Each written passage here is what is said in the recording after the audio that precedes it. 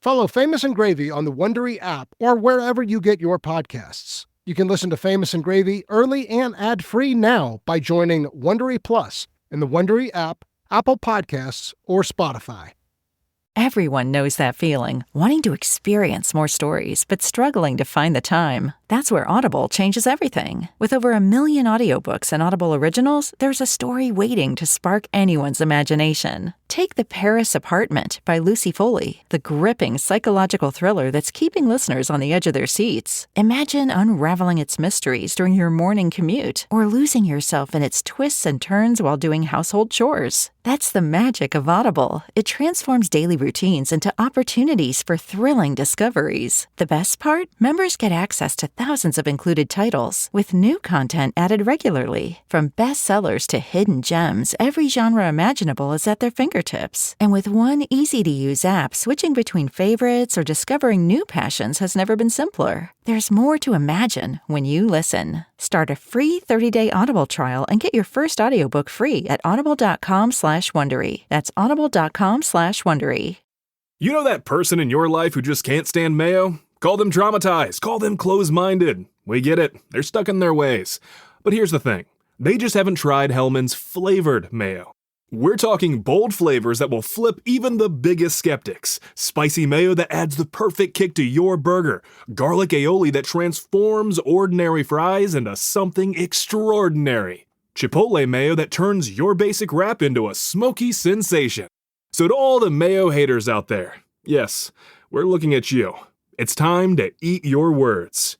Because with mayo this flavorful, any hater is just a mayo lover waiting to be convinced. Hellmann's flavored mayo. Get ready to eat your words. Hey, Famous and Gravy listeners, Michael Osborne here. Today on the show, we're going to do something a little different.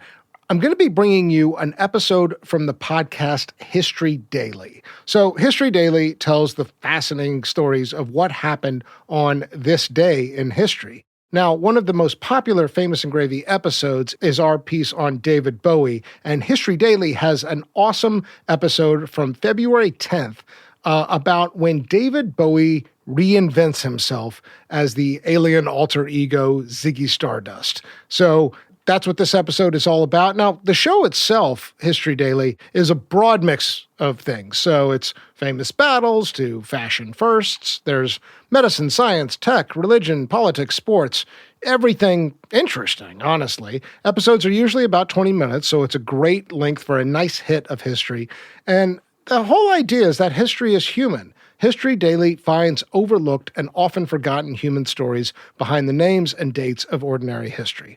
So, as I said a second ago, this is an episode about when David Bowie became Ziggy Stardust. I think you'll enjoy it. And our next episode, we'll be back with regular programming of Famous and Gravy.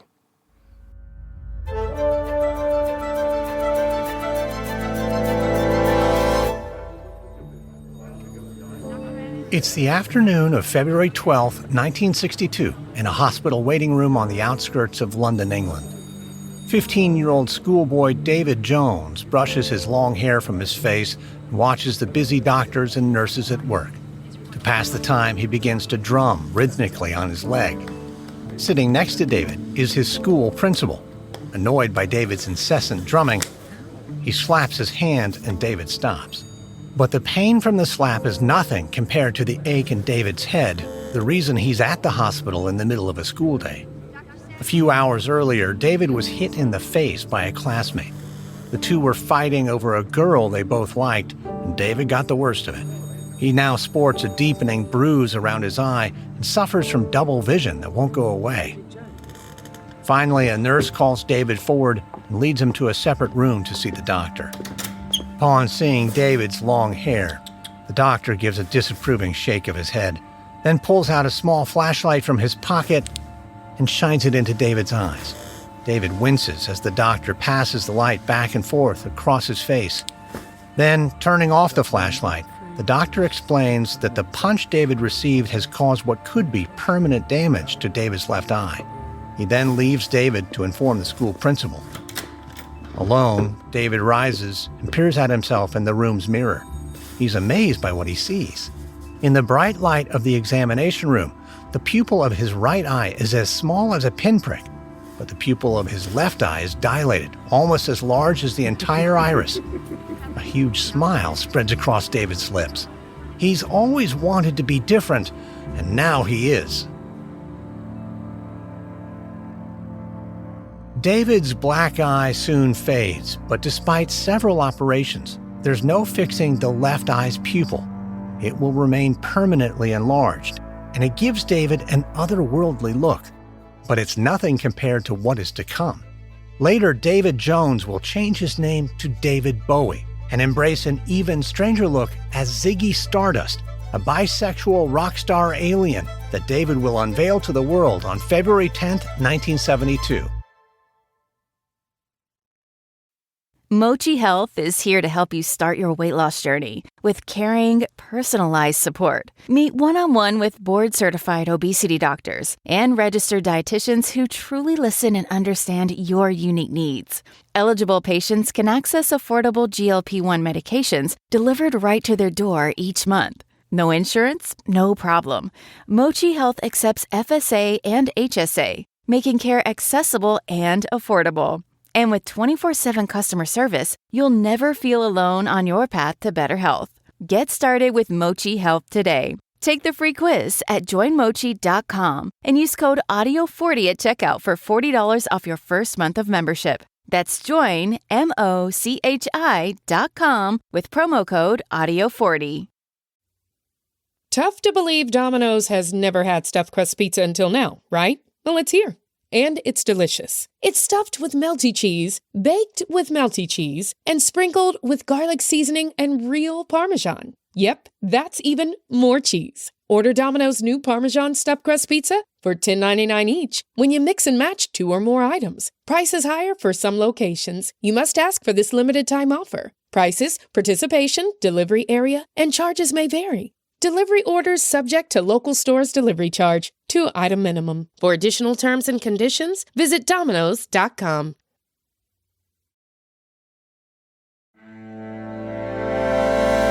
From Noiser and Airship, I'm Lindsay Graham, and this is History Daily.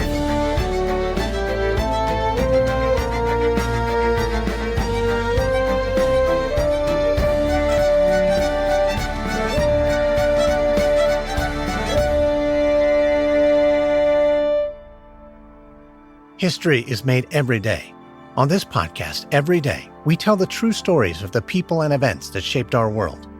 Today is February 10th, 1972. David Bowie becomes Ziggy Stardust.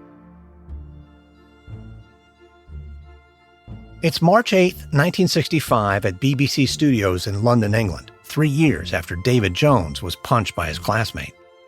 David and the rest of his band tune up their instruments.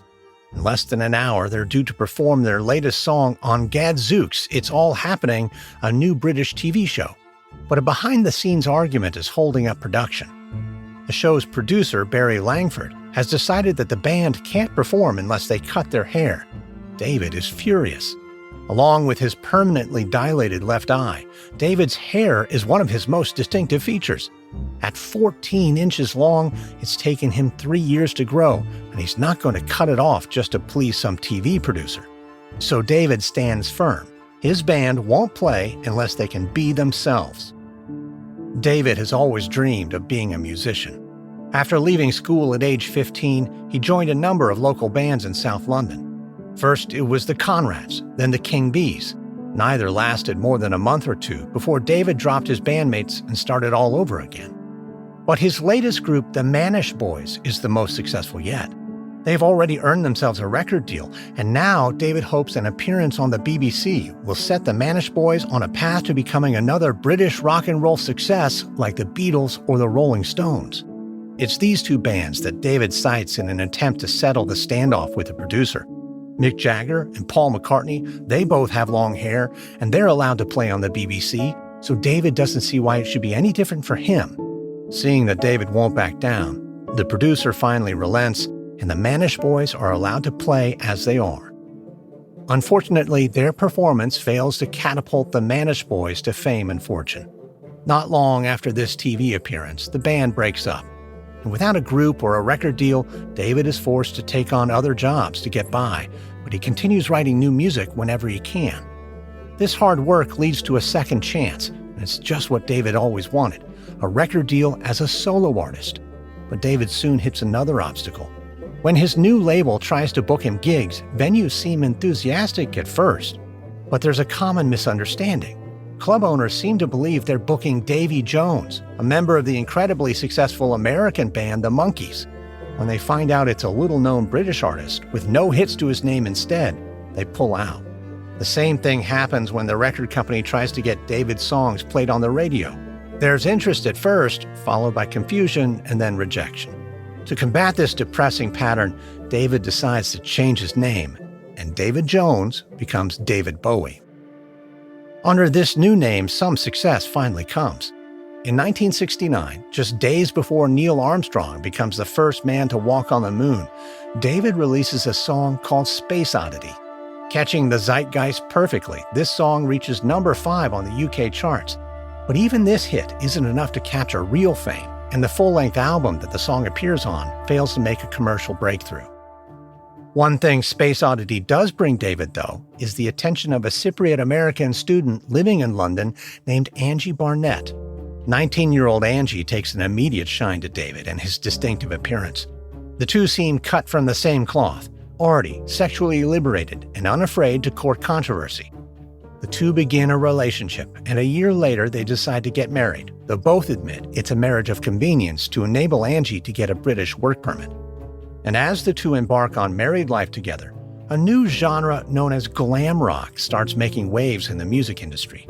Performers are combining music and art in ways the world has never seen before, embracing flamboyant outfits and makeup that blur the traditional lines between men and women.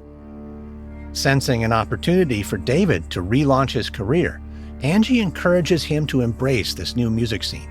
And together, the couple opens up their home to fellow musicians. It soon becomes a hub of the glam rock counterculture, where artists can meet, party, and create. But it won't be there that David Bowie will take the next giant leap in his career. To find the inspiration he needs, he'll have to travel across an ocean and look to the stars.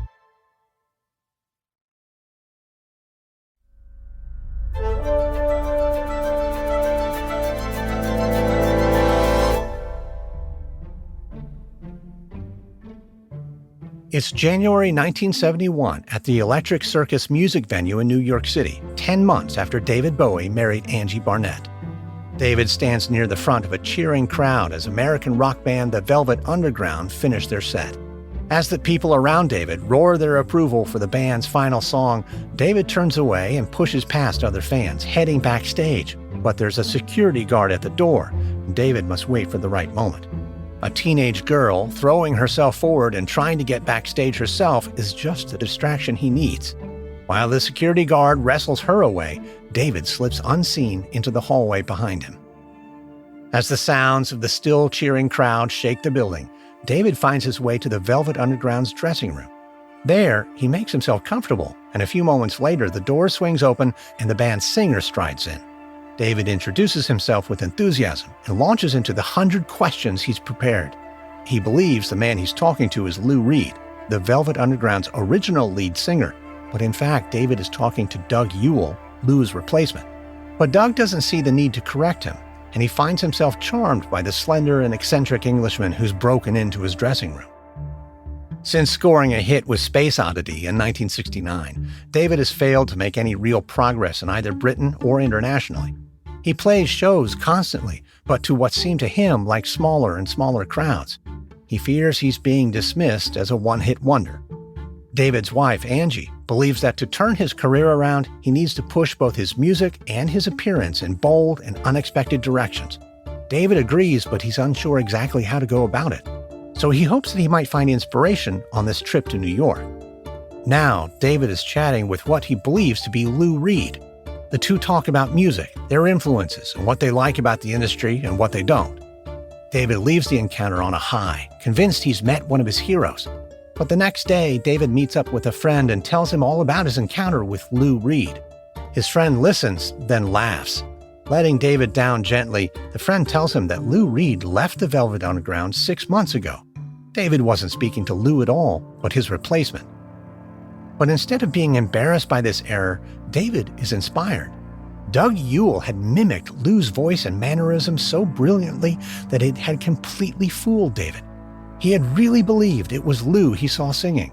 So on his flight home, David begins to wonder if he could become an entirely different person on stage too. Back in England, David's idea begins to crystallize. He announces to his wife and bandmates that his next performance will be as a completely new persona, not David Bowie, but a humanoid creature from outer space, an alien who has brought his planet's rock and roll music to Earth. David names this new creation Ziggy Stardust. And to create the look for this new flamboyant character, David trawls the markets and shops of London to find outfits that will bring Ziggy Stardust to life. As a fan of American filmmaker Stanley Kubrick, David takes special inspiration from A Clockwork Orange.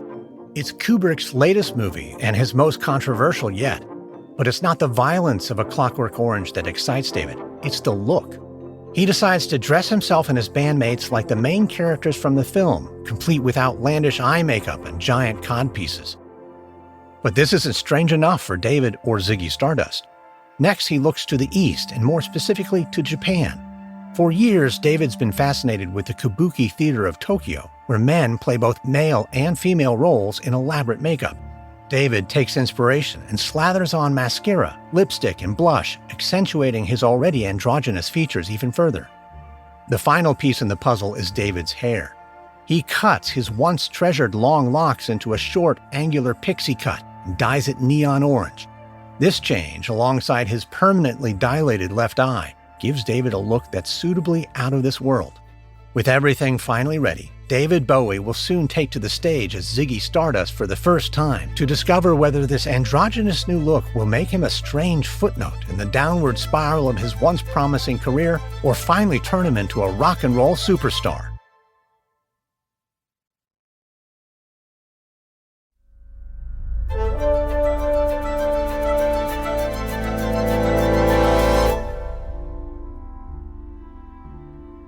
It's the evening of February 10th, 1972, at the Toby Jug pub in London, England, just days after David Bowie finished the look of his new alien persona. Now, for the first time, David and his bandmates will perform as Ziggy Stardust and the Spiders from Mars, and to the sound of a tape recording of music and dialogue from the film A Clockwork Orange, they step out on stage in front of an audience of 60. David is dressed in a flamboyant catsuit and sports sparkling makeup around his dilated eye. He strides up to the microphone in platform boots, telling the audience that he's Ziggy Stardust and he's come to Earth to share his music. He then launches into the band's first song, also called Ziggy Stardust after his new creation. The crowd in the pub might be small, but for the next 2 hours, David gives the performance of his life. There's no such thing as an overnight success in music, but David's first appearance as Ziggy comes close. Word of the strangely charismatic performance spreads quickly, and in the summer of 1972, Ziggy Stardust and the Spiders from Mars are invited onto Britain's premier music show, Top of the Pops. Wearing a quilted jumpsuit, red boots, and wielding a blue guitar, David performs his latest single, Starman. The TV appearance is over in under 4 minutes, but it's a performance that will go down in pop history. Many Top of the Pops viewers think David is just a freak. Others are more intrigued. But whether horrified or captivated, no one watching David can forget him. By the end of 1972, Ziggy Stardust has finally made David Bowie a star, and he'll remain a fixture on the global music scene for the rest of his life. But Ziggy Stardust won't. Over the years that follow, David will set his alien persona aside and introduce new characters to replace him, transforming his onstage image again and again. And by the time David Bowie dies in December 2016, he'll be recognized as an icon of not just music, but fashion and film as well. His death will spark spontaneous vigils all over the world, with fans gathering to pay tribute to the life of the man whose star was truly born when David Bowie became Ziggy Stardust on February 10, 1972.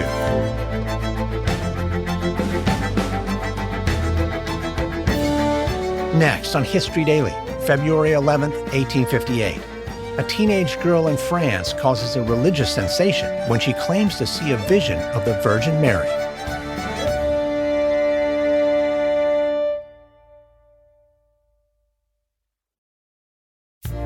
From Noiser and Airship, this is History Daily.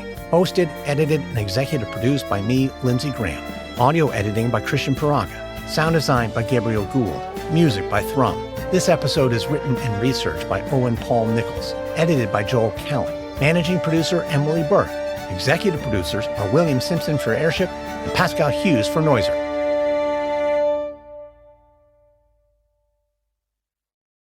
Follow Famous and Gravy on the Wondery app. You can listen to more episodes early and ad-free right now by joining Wondery Plus in the Wondery app, Apple Podcasts, or Spotify. Before you go, tell us about yourself by completing a short survey at Wondery.com/survey.